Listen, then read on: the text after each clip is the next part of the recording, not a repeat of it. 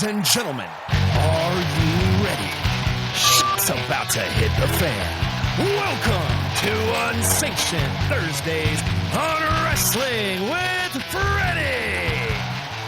What's up, everybody? Welcome to Unsanctioned Thursdays, the final episode of Jeff and Freddie talking wrestling all the way until April, just before WrestleMania, just in time to start the season with picks for all of you to make you all thousandaires. We're going to get right into it.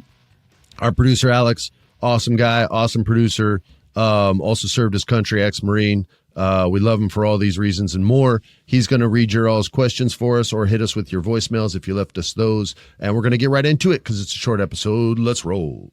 This first one's from Emma, friend of the show. Hey, Jeff and Freddie. Emma here. First of all, I asked a super long question last time about storytelling and how a story gets through. Thank you for answering that. I actually applied for a job at WWE, but they don't let you submit story ideas in your application, so it'll just stay on a big list on my phone for now. Freddie, I'm super gutted that you've had a run of bad luck with your Frederation. I'm still holding out hope for that. But I wanted to ask if you would ever consider doing like a one night of wrestling, similar to the All In event.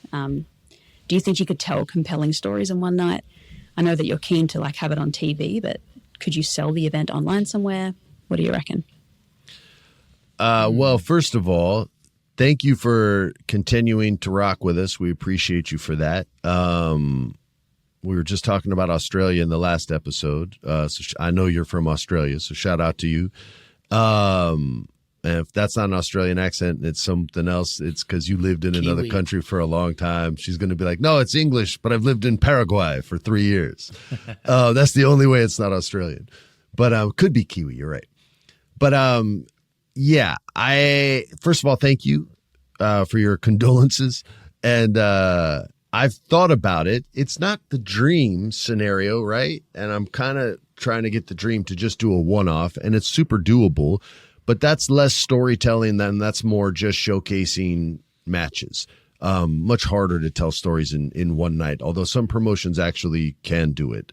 I know Pro Wrestling does that. They just basically do like a movie storyline within all the matches themselves.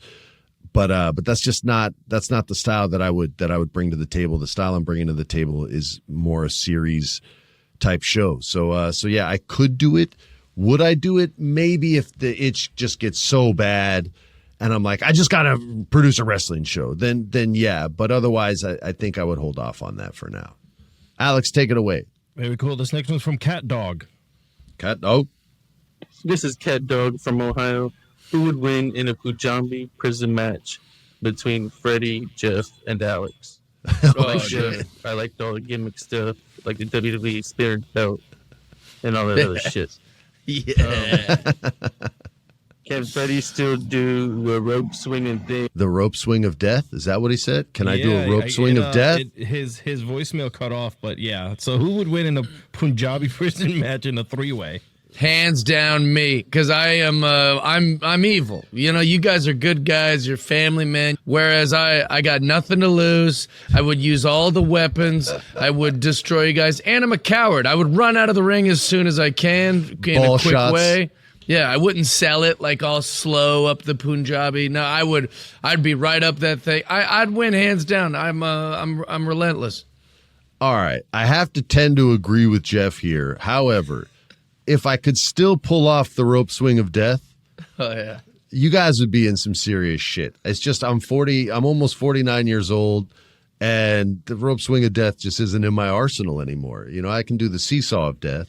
If we're ever on a seesaw together, that's your ass, bro. That's your ass. I'm always that guy that jumps off and you hit hard and you're like, oh, my balls and my butthole, they all hurt at the same time. I'll get your ass. But the rope swing's no longer a part of my arsenal. I got to go with Jeff. Alex, who do you think would win? Man, you know, I think Jeff would 100% try to steal his way out of that match. Oh, yeah. I would pick myself, but, you know, with a bad back and all. I think my tactics, what I've learned in the Marine Corps, could only take me so far. Yeah. Yeah, Well, and these you're a injuries man of are catching honor. up. You know, I'm gonna cheat. I'm gonna do all the. I'll say, guys, we're friends. Let's figure this out. And then I do some terrible shit. I'll get speared by one of the cage bamboo sticks by Jeff. No, Jeff, don't do I it. hope they bring back the Punjabi prison just to see the crowd go, what? I thought we were past all of this. And then me and Vince Just to Russo troll- are just in a just to suite, troll the crowd. giggling. Oh my God. This is from Adam Geek Show. Thoughts Geek on Show? Alexa Bliss's return? Do you think that she'll align herself with the Wyatt? She damn well better. So far, I've just seen her wrestle and not get much to say and not be in a story. So it better be something, and it better be something good. She's one of the best talkers that they have, male or female. So she could be the voice of the Wyatt Six if they wanted her to be, which would be kind of sick. Go ahead, dude. She will 100% be back and in the Wyatt Six. 100%. I can Good. guarantee that. Also, when she came out for the Rumble, which was a total last-minute thing, there was like a little Easter egg on the bear that she was holding, or that little dolly that The she doll, yeah, Lily or So something. she's gonna come back to the Wyatt Six. But where has Uncle Howdy been? Where is Bo Dallas Weird, been? dude. It's weird. Makes no sense. I didn't know if maybe he was injured. I didn't know what's going on, but like he's been off TV and missing in action for a long time. But They said they're going to SmackDown, so we'll see them on Friday nights on USA.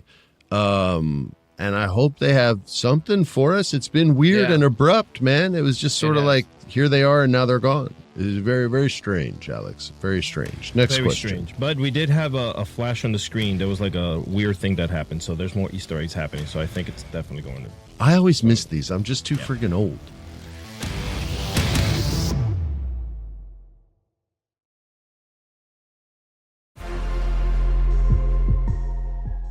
This one's from Mr. Garcia Math.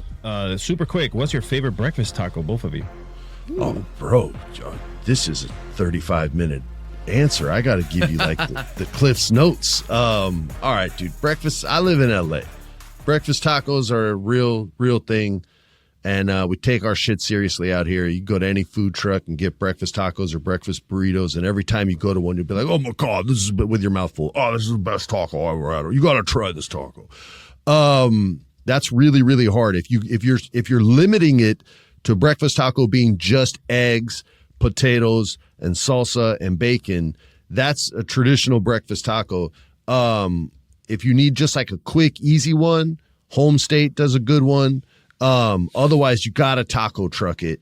I don't know if you guys have good taco trucks where you're from, but you got to taco truck it because the homemade salsas are where it's at. You want heat in the morning. It wakes up your brain. It's better than a cup of coffee, even though a cup of coffee with your breakfast taco is nice, like Spanish rice.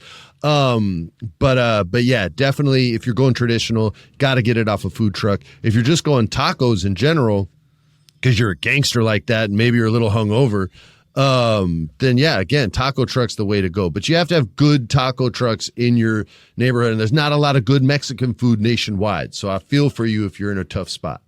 Jeff, what about you? I sir? love I've never heard the expression "nice like Spanish rice." I like that. But I will say my answer is going to be very underwhelming, just because I love a breakfast burrito. I am a huge fan, but I don't cook nothing or know anything. I'm just grateful when I have it. So I'm pretty not picky. I'm just going to mow it down. But I do love it, but I don't know much about it. Let me ask you this, Jeff. Crispy shell or soft shell? What do you like more? I like both. I mean, that's really hard to choose. I will They're both say delicious. soft, like when it's a big burrito, but it's because a crispy taco shell is so uncommon. I do love it when I have it. So I guess man. crispy for tacos, and then There soft you for go. burrito. There you go. All right, Alex, next. All right, this will be our last question. Before I get to it, I just want to say that we've received hundreds of questions. I want to thank everyone who decided to send them in. I like to keep these questions so that we can always roll them over and continue asking. Yeah, tell the people not to quit on their question dreams, because we'll get to them. We're limited with time here, but we just want to say thank you, and don't ever not send in your question, because we love reading them even on our off time. And before I really get to the last question here, Freddie, Jeff, I just want to say congratulations on getting a fifth season as your producer. I'm extremely proud of you guys. The millions of people that we touch, like is insane. I just want to leave it there. You know, like Nice, man. Thank you. This show's blown up, and you two are very good at what you do. So this very last one is from Mr. Parmy. Mr. Parmy's a friend of the show, and I believe he's in I want to say the Philippines. I might be wrong. Snap. It is way out there. What is your favorite wrestling stage? Mine would be the SmackDown Fist one. Oh, Stage. dude. Oh, yeah, like This kind is of a like Jeff Dye question. yeah, Jeff the loves settings. gimmicks, Yeah, Halloween Havoc. I think that That's a great pull. there was so many things they could just put in there because Halloween props is the easiest props for any holiday, and so they would just have mannequins and they would just put old wrestling crap on the mannequin that they must have had backstage or something. There was always an excuse to have crap out there. So Halloween Havoc probably, and is the most gimmicky answer too. And they had the giant pumpkin with the bat on top of it. So cool. And when you play WCW versus NWO on Nintendo 64, even the Halloween Havoc stage is really cool, even on the game.